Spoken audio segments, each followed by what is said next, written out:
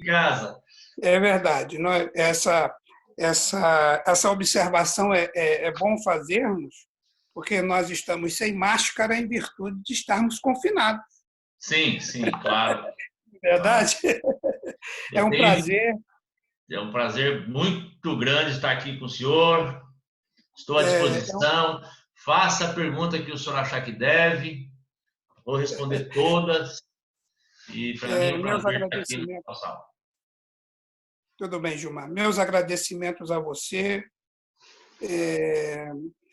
por esse tempo que você tem nos ofertado neste momento, né? Sabemos que você está agora num momento de múltiplas atividades, né? Nesse engajamento aí,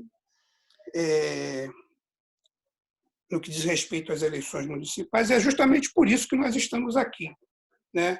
Com este objetivo de fazer conhecer o nosso futuro prefeito da cidade de São Paulo, nesta oportunidade, neste momento especial, mas também de muita dificuldade, e nós sabemos disso, né? Mas um momento em que é necessário que se faça conhecer o perfil daqueles que irão nos representar, né? Para que nós não venhamos, logo depois das eleições, nos assustarmos, né? Como tem acontecido aí, né? Eu acredito que não, essa realmente não será o nosso. Não teremos decepções, até porque nós já conhecemos a linha de atuação do PT na cidade de São Paulo, assim como em todo o Brasil, né? Meu nome é Manuel Santos e também quero externar os meus agradecimentos aos envolvidos, né, nessa entrevista contigo. Quero citar aqui o Vitor 40, né, e a Ana Guzen, né, que nos auxiliou em todo esse processo desta nossa entrevista. O senhor Gilmar Tato foi secretário de comunicação do PT, né? Deputado estadual por São Paulo, federal, e secretário dos governos Marta Suplicy e Fernando Haddad. Não é isto, Gilmar? É isso, reverendo. Se o senhor me permite, eu sou muito grato pela cidade de São Paulo, por tudo que essa cidade me proporcionou. Eu sou de uma família grande, de 10 irmãos. Meus pais e meus irmãos são do Rio Grande do Sul, mas eu nasci no Paraná, no interior do Paraná.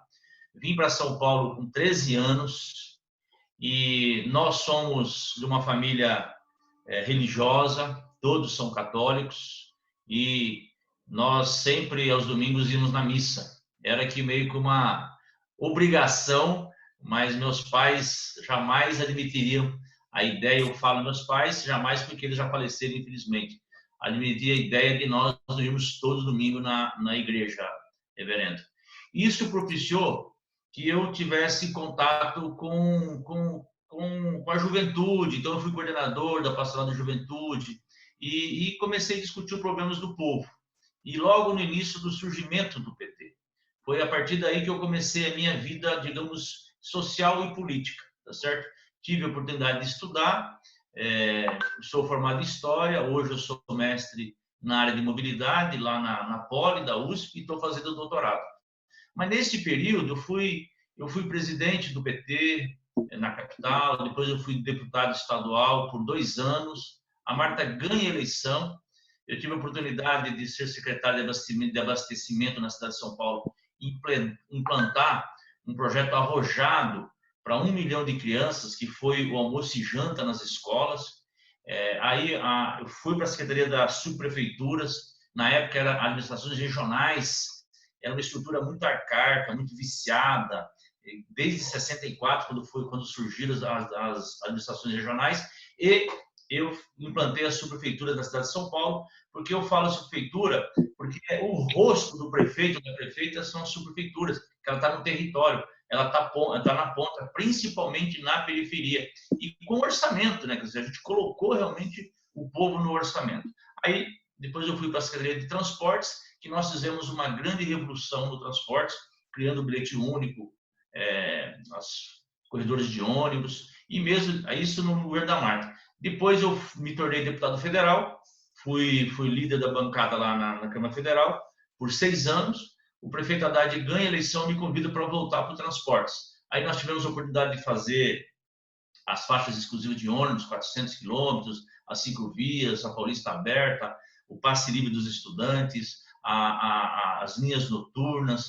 Então, aqui constitui família, reverendo. Tenho 2 filhos, sou casado, tenho 2 filhos. Então, eu sou muito grato para essa cidade. E no momento difícil que o povo está passando, agora, já estava passando antes, mas agora, principalmente na pandemia, eu estou me colocando, sabe, essa experiência à disposição da população, que eu acho que eu estou preparado para ser prefeito de São Paulo. E agradeço muito do partido de ter me indicado para essa tarefa, que eu sei do desafio e sei da importância que tem a cidade de São Paulo.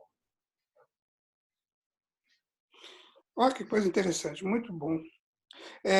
Então, o foco da nossa entrevista é justamente esse, fazer conhecer toda essa sua trajetória, né? Principalmente porque o nosso jornal ele tem um público específico, que é o público evangélico, o cristão protestante, o cristão evangélico. Isso nós não somos um jornal denominacional. Todos que se identificam com o cristianismo, como os católicos, os protestantes, os batistas, etc., são o nosso alvo, né? Essa é a nossa linha. Vamos para a nossa primeira pergunta, que já foi até respondida na sua fala anterior. Gilmar Tato, qual é a sua religião? Eu sou católico e apostólico romano, né? Fui criado pelos meus pais dessa maneira e continuo sendo católico. E uma coisa interessante, viu, reverendo? O senhor é crente, né? E nós somos todos crentes, mas né, evangélico. A minha mulher é muçulmana, para você ter uma ideia, entendeu? Então eu acho que essa é a graça do Brasil, né? O respeito que a gente tem por todas as religiões, né? Cada um praticando a sua religião de uma forma assim, com o convívio que existe no Brasil.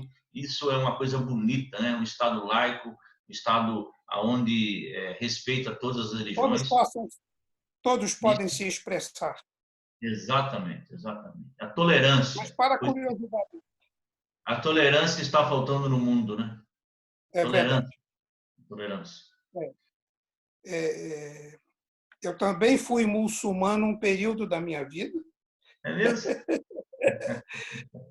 Também fui muçulmano um período da minha vida. Hoje sou um cristão que estou filiado a uma igreja muito próxima à Igreja Católica. Nós somos episcopais. Então, muitas tradições da Igreja Católica nós conservamos, até porque achamos que não há um motivo para divergirmos, até porque nós seguimos as tradições, né? Mas muito bom saber disso, né? Dessa sua origem católica romana, os católicos romanos. Nós temos o maior carinho pelos nossos irmãos católicos romanos e que estará presente em nosso tabloide impresso, no nosso site de notícias, né? Vai ser muito importante essa aproximação, até porque essa é a nossa proposta. O PT, uma segunda pergunta. O PT sempre reservou em seus governos um programa de política voltada aos grupos sociais mais vulneráveis. O partido tem este DNA social. Estes grupos que carecem de uma atenção especial são denominados minorias, sem o ser. Estes milhões de brasileiros que vivem desvantagens em questões como direitos múltiplos, por exemplo, o exercício da cidadania, e com isso eles tornam-se dependentes da cobertura governamental. Esta agenda política social praticada pelo Partido dos Trabalhadores tem uma grande aceitação popular, mas, de contrapartida, a elite dominante interpreta como desnecessária estas lutas, por exemplo, por moradia, educação e etc. Nós já conhecemos esse quadro. Ainda temos, no que se refere a lutas, os grupos LGBT e outros grupos mais, mas ressaltei esse, que pelas instituições religiosas são considerados uma ameaça para a estrutura do Estado por meio da família. É uma situação conflitante, né? Até porque nós estamos vivendo um momento de discurso muito moralista nessa questão.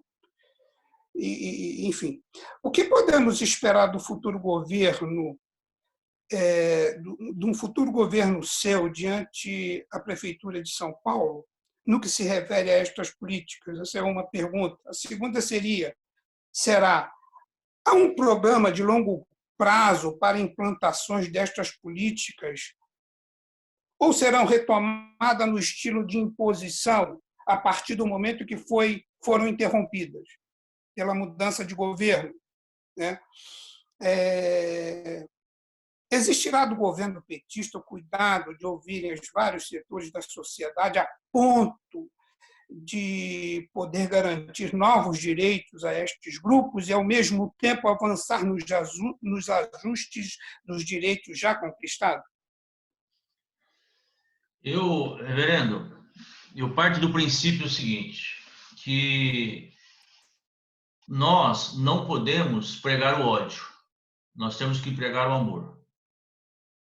Dito isso, eu não acredito na boa-fé daqueles que defendem a morte, defendem armas.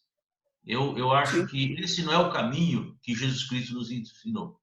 Quem defende a violência, a meu modo de ver, não consegue defender o amor e defender a paz. Dito isso, eu tenho muito orgulho de pertencer ao PT. Por quê? Porque nos governos que o PT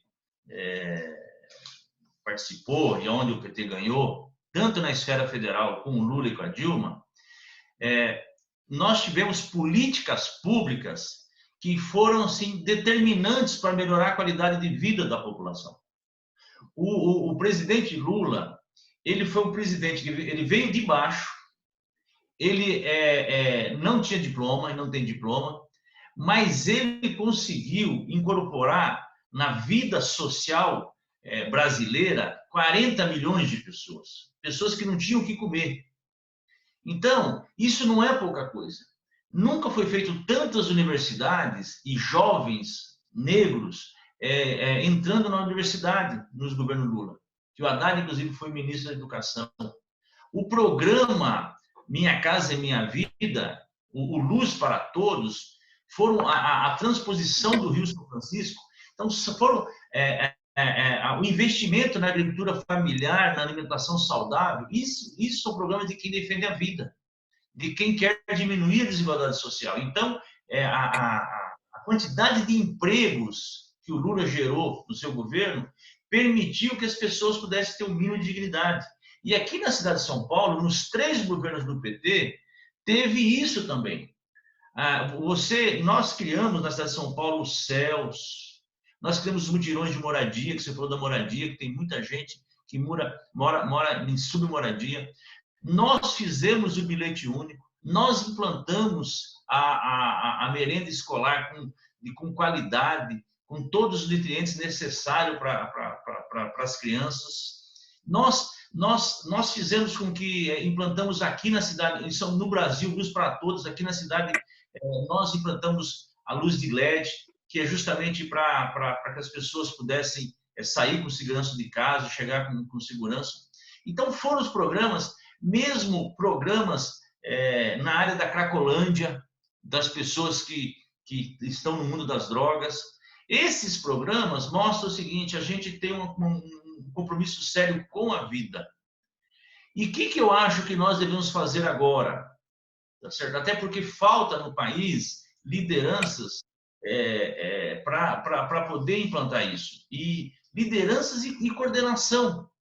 Nós devíamos, num momento como esse, momento de pandemia, um momento que está aumentando muito a desigualdade social, de implantar, por exemplo, a renda básica da cidadania. O governo federal fez o auxílio emergencial, tá certo? Que nós tínhamos proposto R$1.043, o governo federal propôs R$200 e acabou passando R$600. Mas esse benefício, que ele é importante para que as pessoas fiquem em casa, que as pessoas tenham o mínimo de condições de vida, ele não está chegando para todos. E ele é provisório. Então, em função de que a desigualdade ela vai continuar, ela está aumentando e vai continuar mesmo após essa pandemia, nós temos que implantar uma renda básica da cidadania na cidade de São Paulo. E esse é o meu compromisso. Eu estou estudando, estou conversando com técnicos, eu estou verificando, vendo orçamento, que é, a meu ver, uma medida emergencial, necessária e permanente de uma política pública na cidade de São Paulo. A outra medida é a tarifa zero gradual, a tarifa zero progressiva. Por quê? Porque de 20% a 30% da população, do salário do trabalhador, da trabalhadora, vai para o transporte público. Então, ao invés de ela gastar o dinheiro com o transporte público, ela pode gastar o dinheiro com alimentos para o seu filho, para a família, comprar uma roupa, comprar um caderno. E quem paga o transporte público é justamente a quem não tem renda. Porque quem tem dinheiro, às vezes, vai de carro individual, e tem muitas gratuidades. Quer dizer, o idoso tem a gratuidade, o estudante tem a meia, que nós temos que fazer o passe livre para o estudante, voltar ao que era antes, e você tem policial militar que tem a gratuidade, e as pessoas portadoras têm a gratuidade, e quem paga é quem está na economia informal. Então, nós temos que fazer uma política. Começamos devagarinho, faz aos domingos, faz de madrugada, aos sábados, feriados, depois às segundas. Então, dessa maneira que eu vejo que nós podemos atender a população, tá certo? Olha só, quando eu falo que falta liderança e falta uma coordenação dos nossos governantes, por exemplo, nós teríamos que garantir que todos aqueles que estão doentes tivessem um leito. Está entrando em colapso o sistema de saúde na cidade de São Paulo. Já está mais de 90% já ocupados UTIs. Então, nós precisamos fazer hospital de campanha na periferia, coisa que não está acontecendo, só foi feito aqui no Pacaembu, no centro de São Paulo. Então, nós precisamos fazer hospital de campanha no fundão da Zona Leste, na periferia, no fundão da Zona Sul, no fundão da Zona Oeste, da Zona Norte. Tá certo? Outra medida, por que nós não fazemos, porque os governantes não garantem alimentação para todas aquelas crianças que não estão na escola? Para as famílias daquelas crianças, isso é possível fazer. Entendeu? Por que não usar as escolas para ser um local de abrigo para aquelas famílias que precisam ficar em casa, precisam ficar confinadas, senão vão ser contaminadas, e com alimentação nesse período, porque as escolas hoje estão vazias, tá certo? Elas estão lá, então você pode usar nesse período. E para aquelas pessoas que precisam efetivamente irem trabalhar, garantir a segurança, a frota 100%, mesmo que 50% esteja em casa, garantir a higienização do transporte público, garantir a segurança dos profissionais que estão trabalhando na área de saúde, garantir a segurança dos motoristas, do pessoal de limpeza, da limpeza urbana, das pessoas que precisam na cadeia da alimentação, os supermercados, mercadinhos, padarias, enfim, que tem que funcionar nesse momento. Então, o que eu poderia dizer é o seguinte: nós temos que ter na cidade de São Paulo tolerância, compreender o pensamento, entender o pensamento e aceitar o pensamento do outro, e, ao mesmo tempo, nós temos que ter uma solidariedade com todas essas pessoas. Quer dizer, os governantes têm que fazer a sua parte. Estão se esforçando, mas não está sendo o suficiente. Por isso que é muito importante você ter o envolvimento dos empresários, da sociedade civil, das igrejas, dos templos, de todos os setores têm que ajudar nesse momento, porque nós estamos num período de guerra. Nós estamos num período que as pessoas estão morrendo. São 1.000 pessoas por dia. O Brasil está, o recorde do Brasil. O Brasil é o país que mais gente está morrendo agora, tá certo? Por dia. Nós estamos em segundo lugar no mundo. Primeiro, Estados Unidos. Mas nos últimos 2, 3 dias é o Brasil que está, no Brasil que está morrendo mais gente e gente contaminada. Então é muito sério isso. É muito sério. Por isso que sempre quando eu dou entrevista, reverendo, eu sempre assim eu falo, olha, não é o momento a gente ficar discutindo campanha eleitoral, não é o momento a gente ficar discutindo, tá certo? Eu sei da importância da democracia e da eleição e tem que ter. Por isso que nós não podemos ficar falando contra as instituições, contra o STF, contra o Congresso Nacional, contra os governadores. Não, nós temos que ter, a eleição é importante, mas eu quero deixar aqui a minha solidariedade a todas aquelas famílias que perderam seus entes queridos nessa pandemia, a minha solidariedade e a minha torcida para que as famílias que têm seus entes queridos que estão nos hospitais, estão à espera do equipamento como um respirador,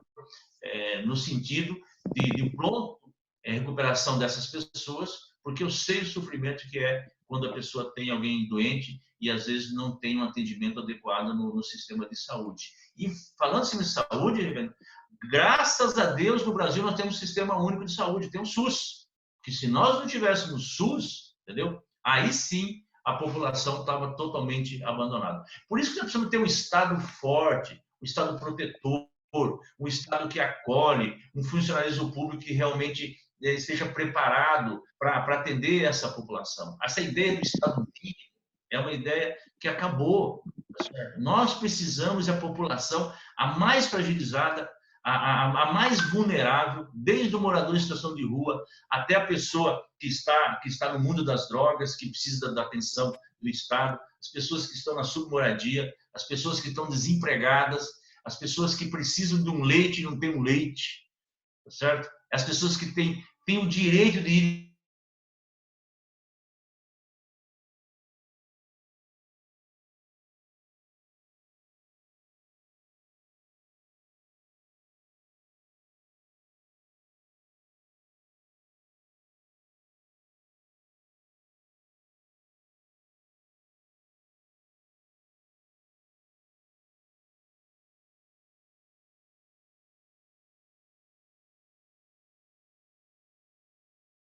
né?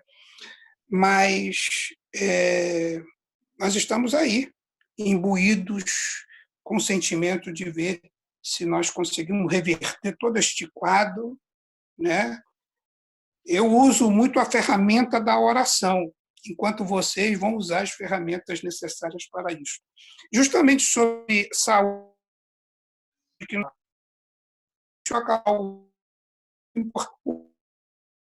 é desafiador para qualquer governante, principalmente em um contexto de epidemia que vivemos hoje no Brasil, e principalmente em São Paulo, que é o epicentro da epidemia. Levando em consideração que a pandemia não irá ter seu fim nos governos atuais, principalmente municipal, como será a sua gestão como prefeito em relação ao Sistema Único de Saúde Municipal em um momento de crise sanitária? Essa é uma das nossas perguntas. O senhor falou que reza todos os dias. Reverendo, eu rezo todos os dias também para a ciência descobrir o mais rápido possível a vacina para poder parar com essas mortes, essa contaminação. Porque nós não podemos desacreditar na ciência. A ciência é fundamental e nós temos que investir em ciência, em tecnologia, inovação, justamente para, nesses momentos, nossos cientistas possam realmente descobrir o mais rápido possível esse vírus, para como combater esse vírus. A outra, quando eu falei de solidariedade, eu aposto muito na participação das entidades na governança.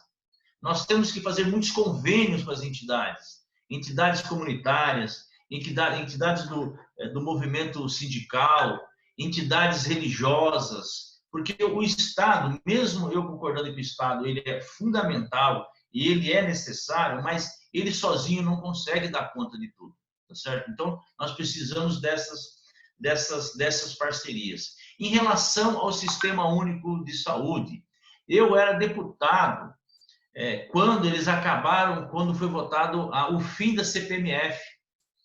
A saúde, naquela época, perdeu 40 bilhões por ano. 40 bilhões, tá certo? Então, nós não podemos quebrar o sistema de saúde. O sistema de saúde, ele é necessário, ele é um modelo para o mundo todo, porque ele não privilegia o rico em detrimento do pobre. Ele trata como todos iguais. E veja, hoje, mesmo a elite que critica o SUS, quando precisa fazer um transplante, quando precisa fazer uma operação de grande complexidade, essas pessoas, os ricos, eles vão lá para o Hospital das Clínicas para fazer. Vão no Hospital Paulista. Então, veja, é fundamental o Sistema Único de Saúde. O que eu faria? Primeiro, a fila única. Um decreto de fila única na cidade de São Paulo. Esse debate está acontecendo em Brasília, que é o seguinte: no momento de pandemia, você não pode aceitar que o rico vai ter UTI e o pobre não tem.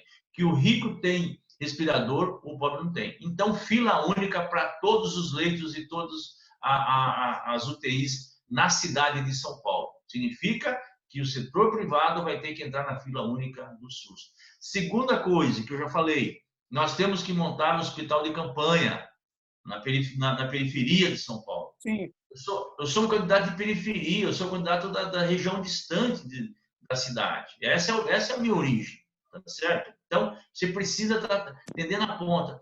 Terceiro, você precisa garantir os equipamentos para que os profissionais da saúde possam efetivamente trabalhar de forma adequada e com segurança para esses profissionais.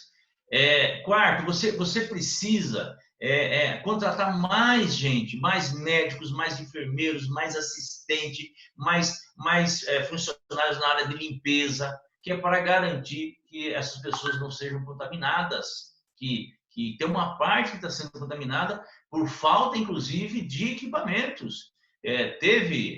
Ontem mesmo eu vi uma matéria que os profissionais de saúde do hospital de campanha ali do AMB, eles estão desistindo de trabalhar, porque é uma fadiga muito grande, porque trabalham 24 horas por dia, não tem ninguém que os renda, que os substitua, e, ao mesmo tempo, eles não têm equipamentos, colocando em risco a própria vida deles, tá certo? Isso não pode acontecer. Por isso que quando eu falo que exige São Paulo, precisa mais que um prefeito, precisa de uma liderança nesse momento, de pandemia, tá certo? E precisa ter uma coordenação entre os nossos governantes, para não bater cabeça entre um e outro, tá certo? Uma coordenação que explica todos os dias para a população como ela deve se comportar, como que ela deve agir, tá certo? Que fique em casa, que explica efetivamente que essa população, que é muito grave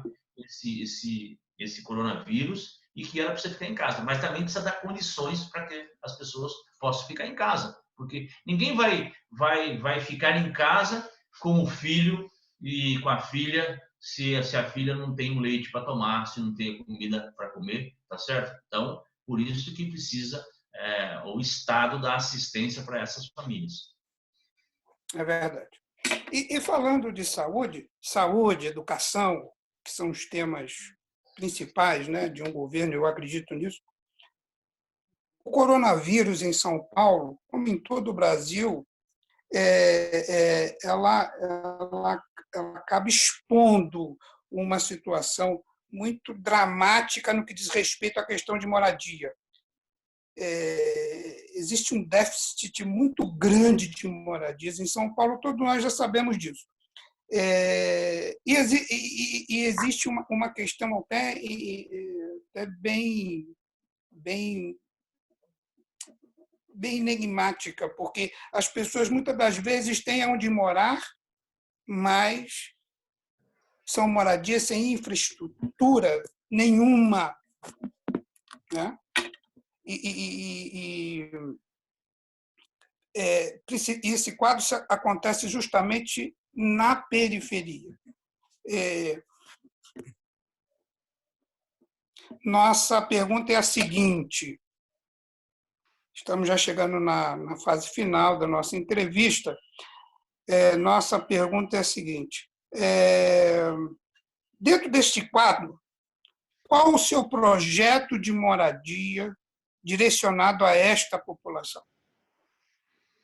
Então, nós temos um déficit de moradia na cidade de São Paulo muito grande. São 400 mil famílias, 2 milhões de pessoas que não têm casa, ou que moram em cortiço, ou que moram em beira de córrego, em áreas de risco, ou que vivem em submoradia. E parte disso mora, inclusive, em áreas que não estão regularizadas. Então, nós precisamos, quando eu falo que mora em áreas não regularizadas, vem o problema seguinte, que é o que o senhor está falando, que aí não tem asfalto, não tem rede de esgoto, não tem água, não tem energia elétrica, e às vezes não tem transportes. Então, nós temos que fazer um verdadeiro mutirão para regularizar essas áreas que não estão legalizadas, regularizadas. Eu acredito muito, reverendo, muito no mutirão, uma experiência muito interessante que começou no governo da Luiza Erundina, na autoconstrução, como um processo de garantir para que as pessoas tenham uma moradia digna. E é um setor que mais gera emprego rapidamente, o setor de construção. Então, na cidade de São Paulo, como que eu vejo? Um grande mutirão para aquelas áreas que as pessoas já moram e que precisam ser regularizadas, que tem uma demanda muito grande em relação a isso. Na autoconstrução e nos mutirões, eu acredito muito nisso. Eu defendo a propriedade a pessoa que usa a sua área, usa o seu prédio para especular, tá certo? E tem uma lei que ela é muito clara, que fala da função social da propriedade e que essas pessoas possam realmente fazer valer a lei, não deixar que a especulação imobiliária tome conta da cidade. Por isso que nós temos que ter uma política muito forte de garantir que as pessoas tenham casa na cidade. Infelizmente, o programa do governo federal, Minha Casa e Minha Vida, que começou no Lula e se assentou muito na época da Dilma, ele não praticamente está parado, não existe mais, tá certo? Então, nós vamos ter que fazer, a partir da cidade de São Paulo, essas ações para que as pessoas tenham um mínimo de dignidade de moradia na cidade. É isso que eu penso, reverendo. Muito bom. Quero lhe agradecer, Gilmar Tato, por estes